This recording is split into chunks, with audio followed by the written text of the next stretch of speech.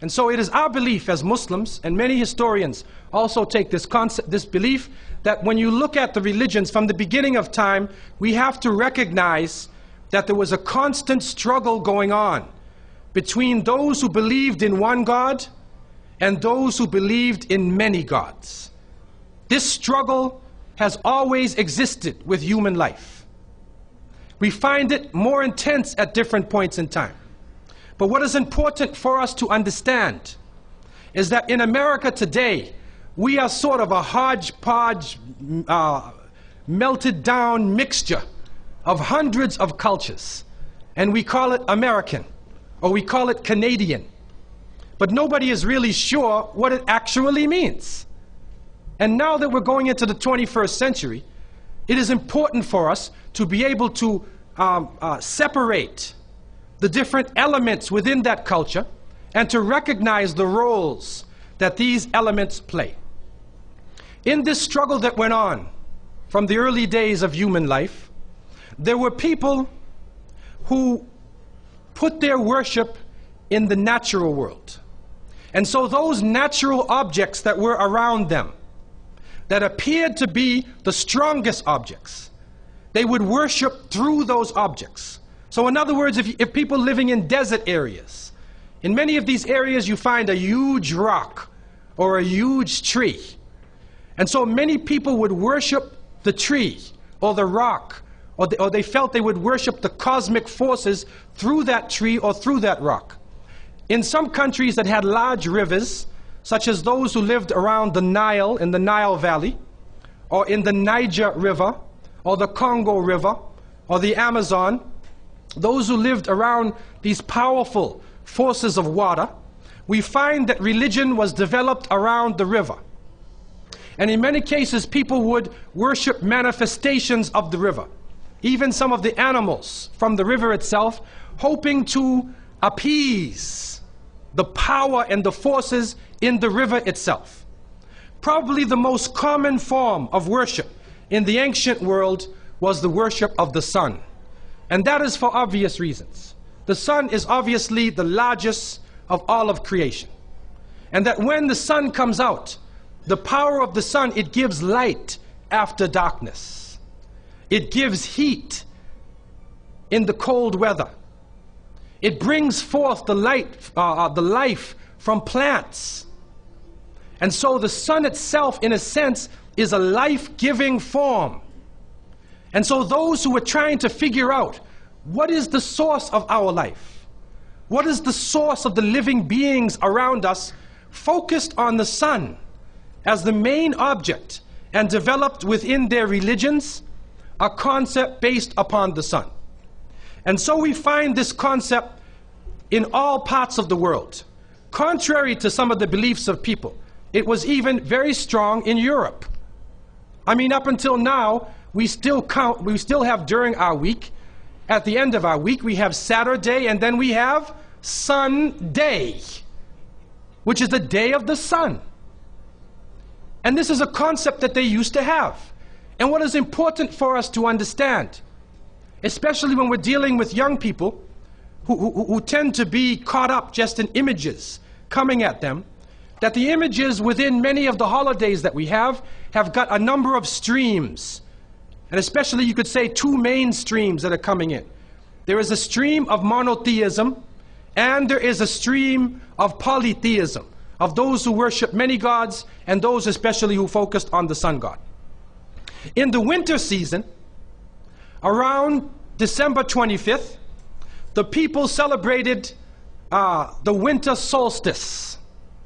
And those of you who have lived in the north, I'm coming from Toronto, Canada, there's 4 seasons, not 2 or 3 like you have here. There's 4 seasons.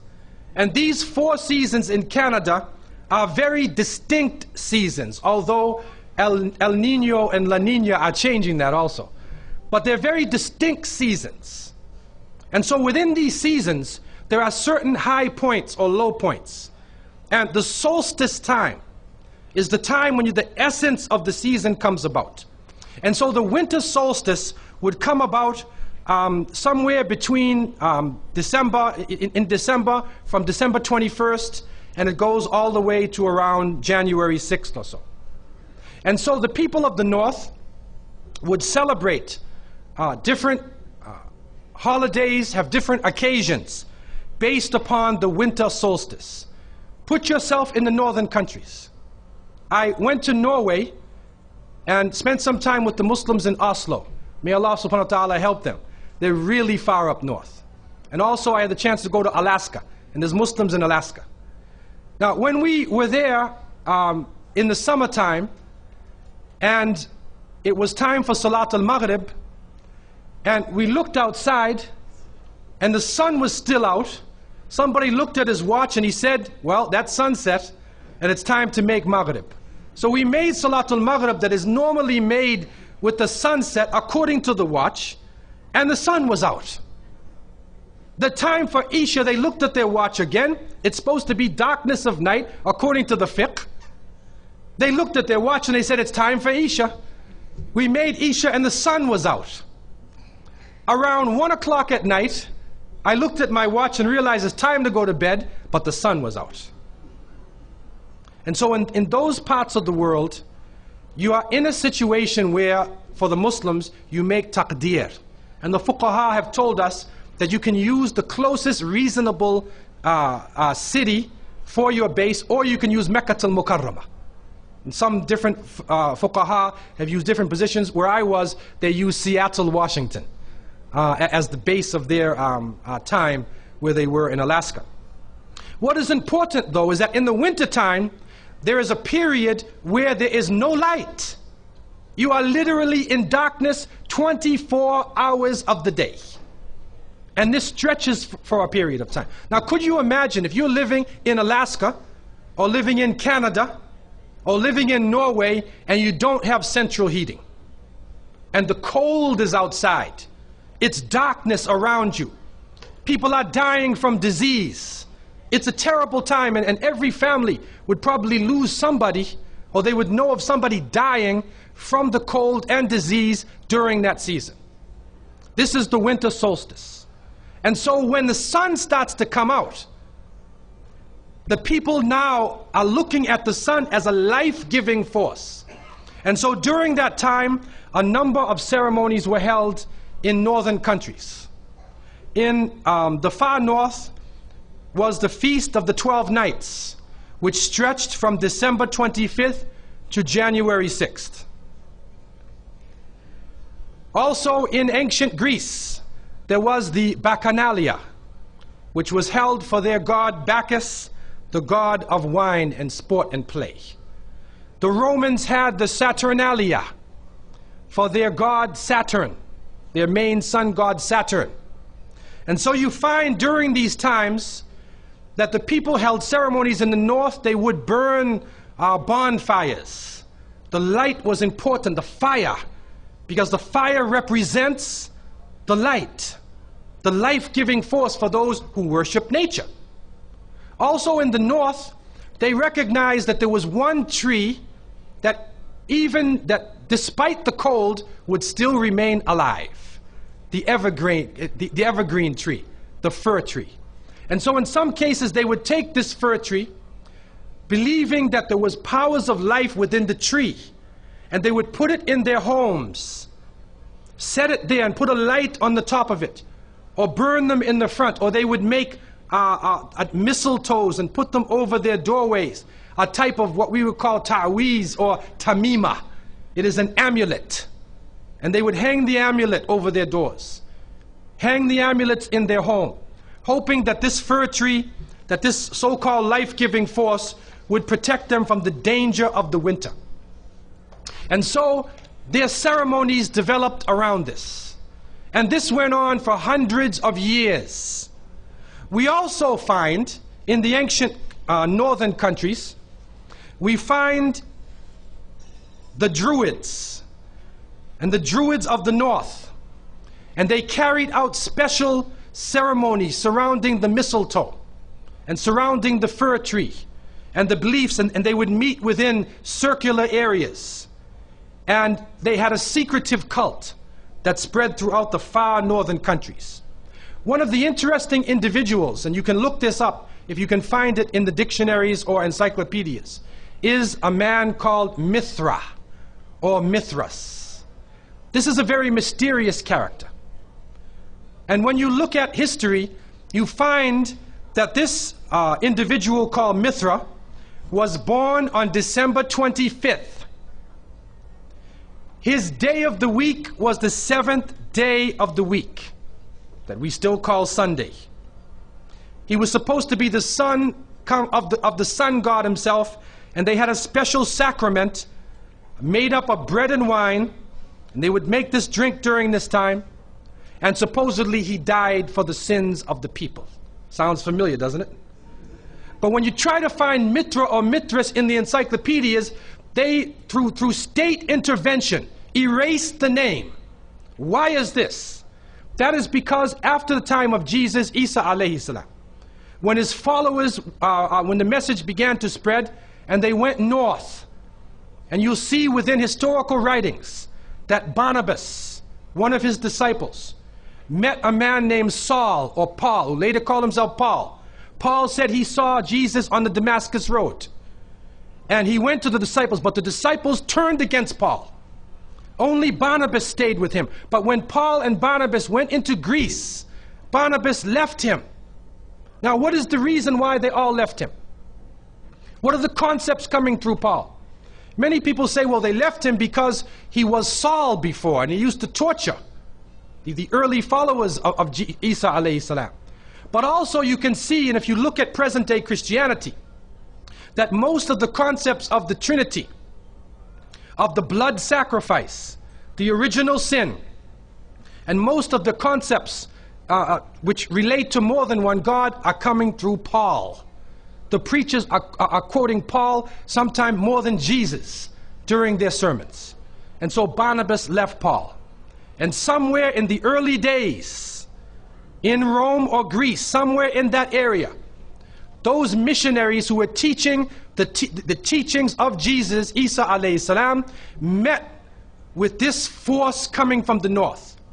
And so you will see in ancient Roman history that in some cases the Roman emperor would go out to the Colosseum, and the gladiators would be fighting each other, and everybody's cheering for the gladiators. Sounds like one of our football games. They would go to the Colosseum, right? And the gladiators would fight. And then if one of the gladiators was down, and they would look at the emperor, should I kill him or not? And if he wanted to kill him, he would say, he would go like that. Right? You know, that sign down. If he said keep him alive, he goes like this. You know how we use it today? Yes. Okay? He gives that sign. Okay? One of the terrible things happening during these rituals at the Colosseum is that they would bring the Christians out, literally men, women, and children, and feed them to hungry animals. They would take a hyena or a wolf or a lion and get it hungry and crazy and beat it and throw raw meat at it and then send it out on the people, and they would literally cheer and watch as the animal ripped the bodies apart. This is a terrible culture. Tear the bodies apart. And so somewhere along the line, somebody who couldn't take the torture, who felt that maybe we can win these people over, made a compromise. And you start to see changes going on from the early part of the Christian era in Southern Europe, where the major ceremonies held by the nature-worshipping people are combined with Christian names and Christian ceremonies, and therefore what comes forth to us is a mixture with the two streams coming together, where you get a monotheistic name or a monotheistic character with a pagan ceremony. And so the mixture of this together is what is giving us the present day holidays that we see. Number one, we understand that Isa alayhi salam, according to the different reports of the different scholars in many religions, he was not born in the cold weather. History shows us that he was born during the warm weather. Even in the Christian traditions, they have the belief that the shepherds were tending their flocks outside. And in Palestine, you cannot keep your flocks outside in the wintertime in the evening. You bring them in because it's cool at night. And so it was the warm weather. It was also the time of the taxes in the north. In the story coming in the Quran, when we see the mention in chapter 19 in verses 24 to 25, and we see the mention of the story of Mary, because it is the belief of the Muslims that Maryam, may Allah be pleased with her, was a virgin, and she had dedicated her life to the worship of one God, prayer and fasting, and by the power of Allah, that the Creator breathed His Spirit into her, and she conceived Jesus. He said, be, and it is. She conceived Jesus, Isa alayhi salam, without a father, without a man. That is a belief of Islam. It is also a belief that when she felt the pain of the pregnancy, that the angel came to her and told her to go outside of the city. She went outside of the city to a remote area, and there she found a palm tree, and she found water. And it was speaking about rutub, janniyah. It was speaking about a type of rutub, or a type of dates. And those who know, who have lived in the desert area, know that when the dates become ripe, when you start to see the color of the dates change, because dates are not brown, you know. Dates are originally red and they're yellow, they're other colors, but they turn the brown. It's at the height of the heat that the dates become ripe. And so it's at that time that she gave birth to Isa alayhi salam. So from different points of view, different historical points of view and different religions, we understand that Isa alayhi salam was not born during the winter season. He was born in the warm weather. So who was it that was born in the winter season? What is that? Who is that character now? Let us become detectives and try to find out the answer to this problem. Number one, you have to understand this concept of Saturn, the concept of Bacchus. When they are portrayed by the different artists who drew pictures of them, or the sculptures, they're usually portrayed as a heavy-set man with a white beard. And when in the Sistine Chapel, Michelangelo drew his picture, you could see the long flowing beard, and there are actually pictures of this man on a sled being drawn by snakes with wings. Snakes with wings. Snakes do not normally fly.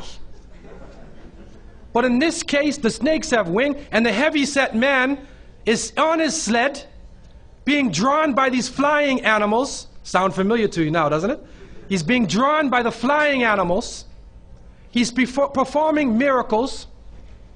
He's coming out on December 25th, which is not the birthday of Isa alayhi salam, has nothing to do with Christianity. It is the time of the Bacchanalia and the Saturnalia, and he is representing riotous fun, drunken revelry. And so what happens on Christmas, the Christmas season, especially in America, people today are not even thinking about Isa alayhi salam. They're not even thinking about Jesus. They're looking how they can get drunk. On Christmas, what is going on? In the Caribbean and many parts, if they offer you a Christmas pudding, or Christmas pie, or Christmas drink, watch out. Because it's probably laced with rum or wine. That's the spirit of the season.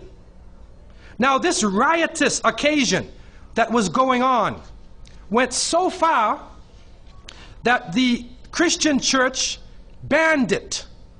And the Church of England, according to historical sources, actually banned it all the way to 1647. It was prohibited in England to celebrate Christmas because they saw Christmas as being a pagan holiday. This is an official position taken by the Christian church, the Church of England, who were known at that time as Puritans. What happened was an individual was superimposed.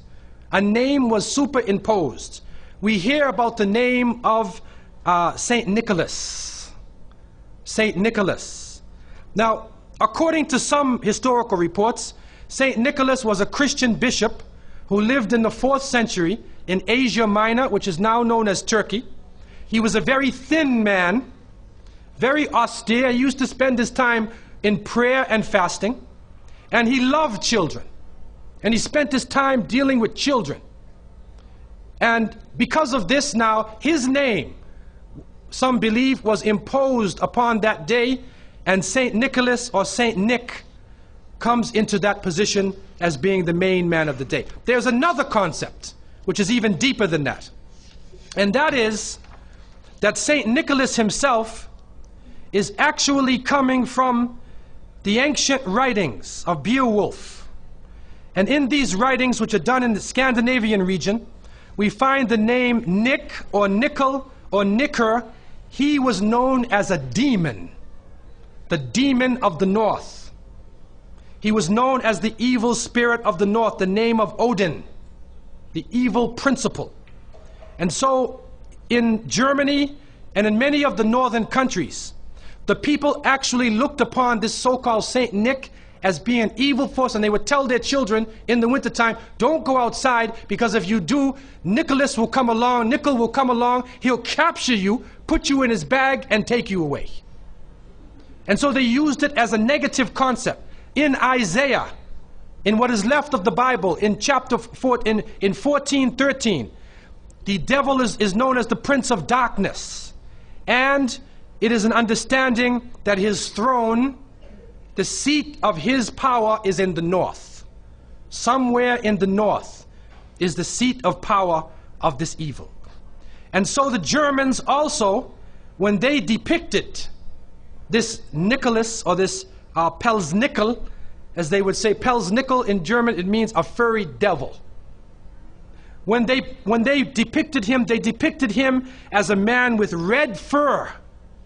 He had red fur coat, and his base was in the north, and he was the essence of evil. And the Church of England till 1647 took the position that this celebration could not go on.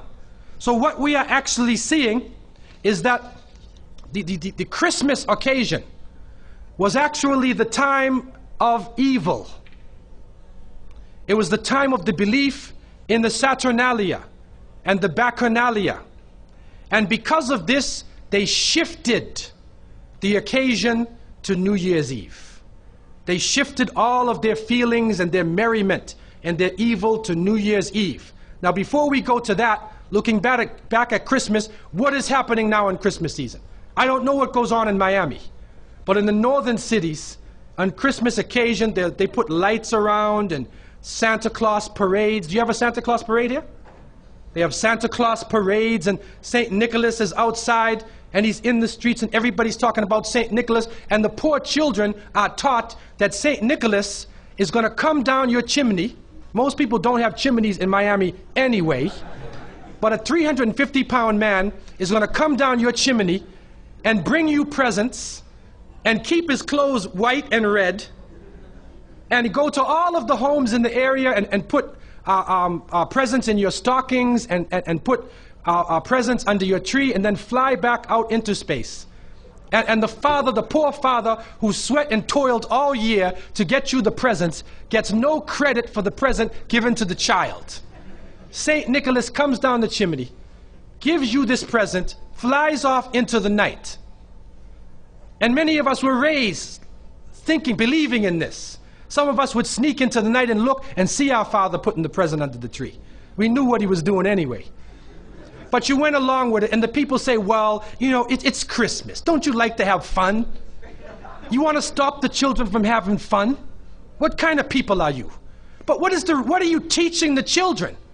You are using the name of Jesus, using the name of Isa alayhi salam, and you are using a figure who historically is the devil. The devil himself, wal-iyadu billah. They are using his figure, and he has now taken over the Christmas season. Christmas now to most people means materialism. You have to buy presents for your cousins and your friends, and you got to buy about 34 presents. And you find that most American people are in debt for 6 months after Christmas. Now, where is Jesus? You get drunk, you fight, you lose all your money, the stores raise their prices. Isa alayhi salam is described as a very humble person. Most of the time he didn't wear shoes, only one or two changes of clothing. A very simple person, eating very simple food, fasting most of the time. You see what is going on? There are two streams now, a stream of polytheism, a stream of monotheism, and now the polytheism, the materialism, is overtaking the monotheism and standing in the way and taking over our society.